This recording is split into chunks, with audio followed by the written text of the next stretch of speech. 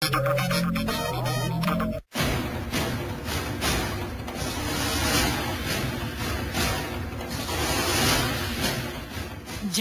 Purnawirawan Pramono Edy Wibowo, mantan Kepala Staf Angkatan Darat ini kini tengah aktif berpolitik. Sejak Juni 2013, adik ipar Presiden Susilo Bambang Yudhoyono langsung menjadi anggota Dewan Pembina Partai Demokrat. Tak hanya itu, kini Pramono tengah sibuk mendulang dukungan sebagai salah satu calon presiden melalui konvensi yang digelar Partai Demokrat. Kekerabatannya yang sangat dekat dengan SBY tak pelak mendulang cibiran sejumlah pihak. Karir politiknya diduga akan mendapatkan fasilitas jalan tol. Apakah benar demikian? Berikut wawancara khusus kami dengan Pramono Edy Wibowo.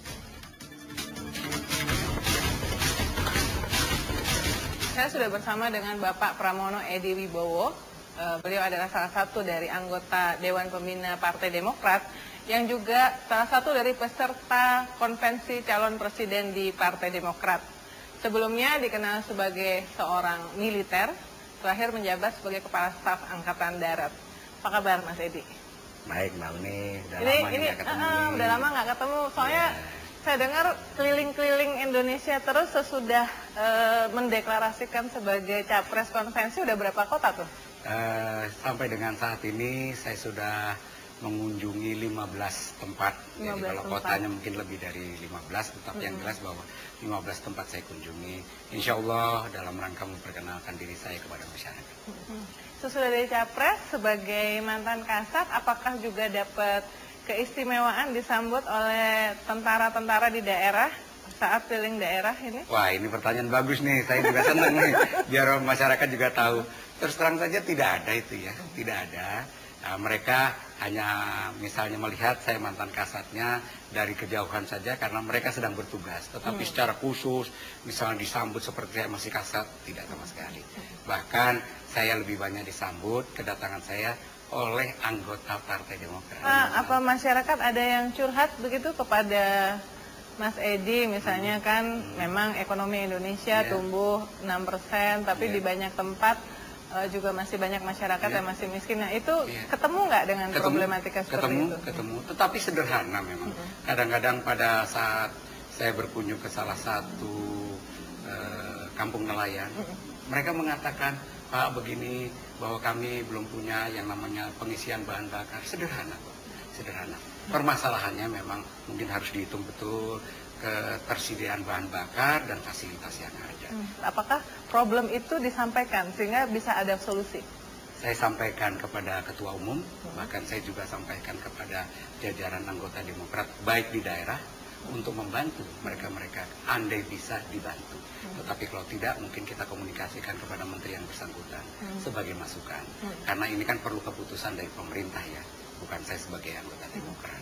Kilas balik sedikit, sebetulnya keinginan untuk terjun dan bergabung dengan Partai Demokrat itu lebih karena keinginan sendiri, dorongan keluarga, atau apa? Terjun?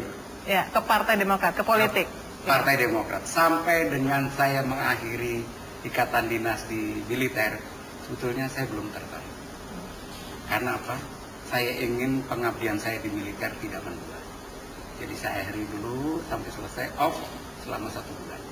Setelah itu saya diajak istilahnya berkomunikasi dengan Pak SBY, melihat karena ada satu yang terasa untuk saya bergabung, bahwa Demokrat pada saat itu elektabilitasnya sangat rendah.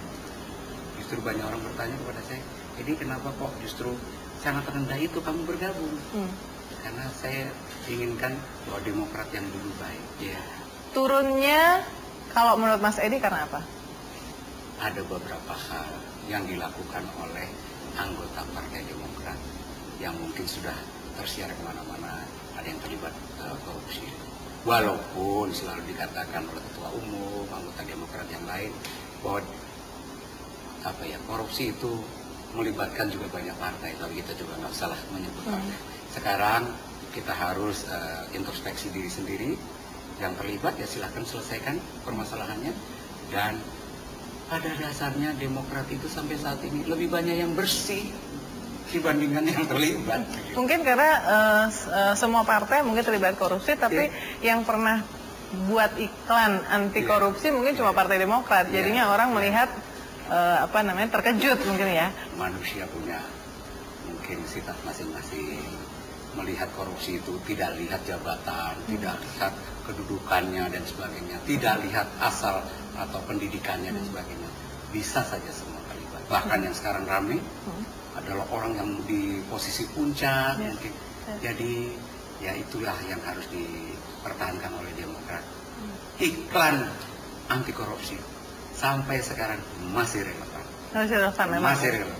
Yang tidak relevan adalah anggota yang terlibat harus mempertanggungjawabkan perbuatannya. Jangan terus bersembunyi di balik Partai Demokrat. Masuknya Mas Edi ke Partai Demokrat, lalu ikut konvensi Capres, juga dibarengi dengan meruyaknya isu politik dinasti. Apalagi sekarang Ketua Umum Partai Demokrat Pak SBY, sekjennya Ibas, anaknya, keponakannya Mas Edi. Lalu salah satu dari Capres yang dibicarakan di luar itu sebenarnya preferensinya Pak SBY nantinya itu adalah Mas Edi. Gimana tanggapannya? Saya masuk ke partai, Baskoro juga menjadi sekjen di sana. Itu sebetulnya Baskoro jadi sekjen karena permintaan Mas Anas. Bukan tunjukan SD. Waktu ketua umumnya masih Anas ya? Waktu ketua umumnya Mas Anas sendiri. Jadi kalau dilihat bahwa siapa yang menunjuk? Ya Mas Anas. Mas Anas jadi ketua umum ya karena ada pemilihan. Tetapi kalau kebetulan kami masuk ke jajaran tersebut, ya tidak disalahkan. Andai saya misalnya, kok masuk posisi memang banyak yang menanyakan kepada saya, ini Mas Edi ini kok dikasih ruang yang istimewa, langsung menjadi anggota Dewan Pembina, bukan ketua, anggota Dewan Pembina. Bersama saya satu surat keputusan yang menjadi anggota Dewan Pembina itu adalah saya, mantan Kasat, yang kedua adalah Pak Dede Yusuf, mantan Wagub Jawa Barat, yang ketiga adalah Gubernur Bali, Made Mangkupastika. Jadi dari tiga ini mungkin maksud saya nggak boleh ya, masa nggak boleh. Saya pernah menjadi Kasat, bukan menyombongkan, tetapi kapasitasnya mungkin nggak diragukan dibandingkan yang lain. Kalau yang lain boleh, maksud saya nggak boleh. Justru kalau nggak boleh itu diskriminasi. Yeah. Sekalian saya mau nanya, karena ketika Pak SBY kemudian menyinggung soal politik dinasti, lalu kemudian sepertinya itu berbalik, jadi berbalik kritikannya. Saya melihat itu fair-fair saja, karena beberapa kali saya sampaikan juga bahwa dulu pada saat Demokrat baru lahir, banyak orang nggak mau jadi anggota Demokrat. Saya masih tentara. Pak SBY itu sampai ngajak saudaranya, sampai kadang-kadang saudaranya tuh dia, ayo kamu, maaf ya, pembantu pun didaftar menjadi anggota. Pada saat lahirnya, yang pada saat itu pertama kali beliau mengharapkan elektabilitasnya 3,5% menjadi 7,5% kalau tidak salah. Itu sampai pembantunya, saudara, yang mau hanya saudaranya sendiri, dibawain formulir, ketok rumah orang, begitu. Mau nggak? Siapa ini? Demokrat apa ini? Partai apa? Nggak kenal. Nggak ada yang mau. Berjuanglah semua yang kenal, mulai dari saudara, mulai dari orang dekat, mulai dari tetangga. Nah sekarang jadi besar, terus mereka disuruh keluar. Nggak fair, nggak fair itu. Bagaimana mereka berjuang mencari anggota Demokrat yang lain. Nampaknya kalau dibandingkan dengan calon konvensi yang lain, misalnya yang sekarang sudah mulai populer di masyarakat, Pak Dahlan Iskan, Pak Gita Wirjawan yang wajahnya ada di mana-mana, Mas Edi ini kalau disurvei kalau sampai hari ini masih kurang, Gimana caranya untuk memastikan bahwa popularitasnya itu naik? Nah, begini, saya sudah evaluasi sampai dengan saat ini. Saya harus lebih banyak memperkenalkan diri saya kepada pemilih, karena mereka yang memilih. Jadi saya memang harus tampil lebih banyak pada rakyat pemilih. Kalau elektabilitas saya memang masih rendah, saya tetap berusaha. Tapi apa yang saya lakukan hampir dengan 2 bulan ini, insya Allah naik. Kalau dilihat, maaf ya, ada orang yang punya jabatan, bisa tampil di mana-mana. Saya tidak punya jabatan, tapi walaupun pelan, saya melihat bahwa perkembangannya, trennya itu naik. Besar nggak sih dana yang dimiliki oleh timnya Pramono Edy Wibowo ini untuk berlaga di Capres Konvensi? Sangat kecil. Sangat kecil ya, dibanding dengan yang lain? Sangat kecil. Bahkan saya harus menghemat, saya harus sharing dengan para anggota Demokrat yang berada di daerah-daerah. Dan saya terpaksa menggunakan kelas ekonomi. Saat saya menjadi kasat, saya menggunakan kelas bisnis. Karena itu memang grade-nya di sana. Bahkan ada yang orang mengatakan, kere kok mau jadi presiden. Saya berangkat apa adanya. Dengan harapan saya tidak disandera orang hanya karena biaya.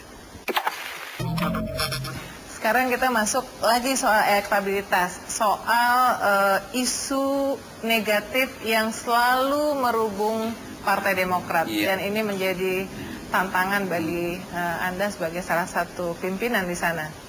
Orang kemudian mengait-ngaitkan misalnya soal lobby, ya, ada soal Bunda Putri lah, soal Ibu Pur lah, yang katanya sangat menguasai keluarga Cikeas.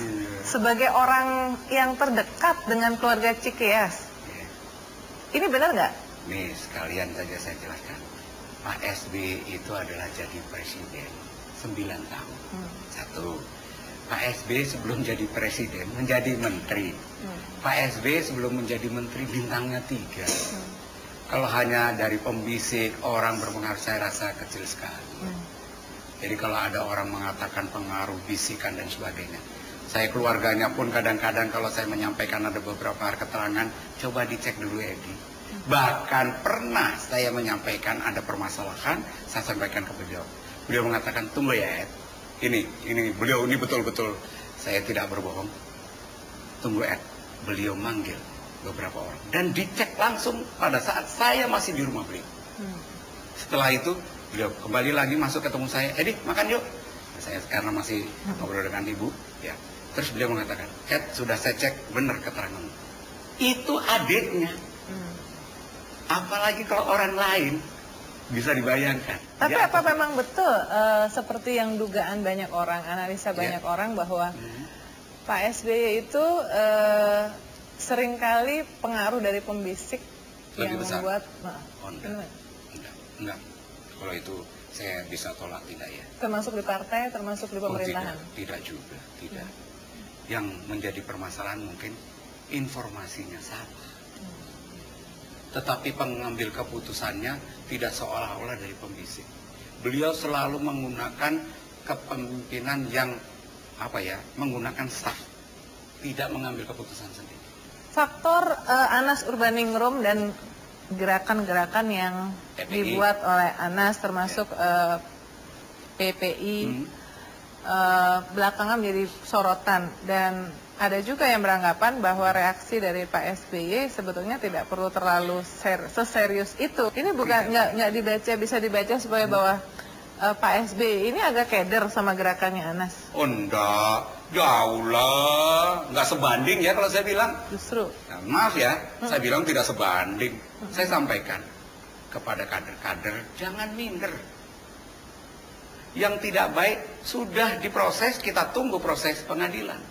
Edy Wibowo yang anti korupsi masuk, ngapain saya?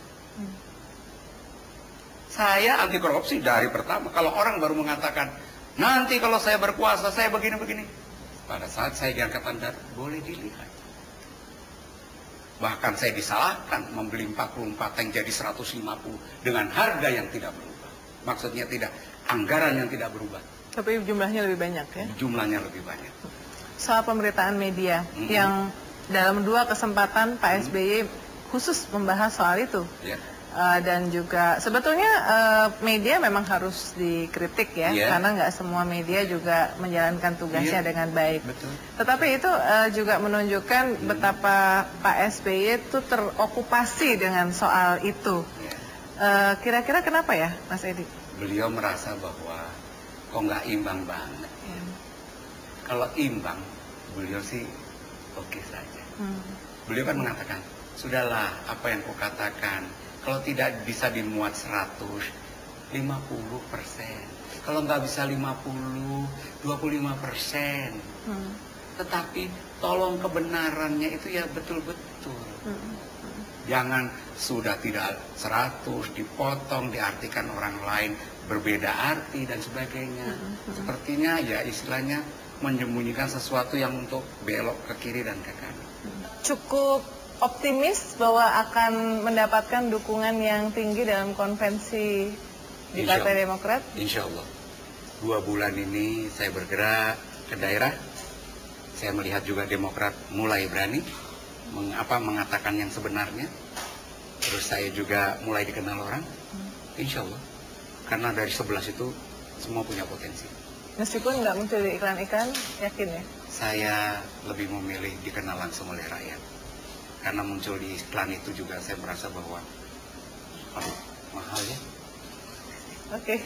Dengan adanya seperti ini, saya gunakan semaksimal mungkin. Baik, terima kasih Mas Edi. Terima kasih.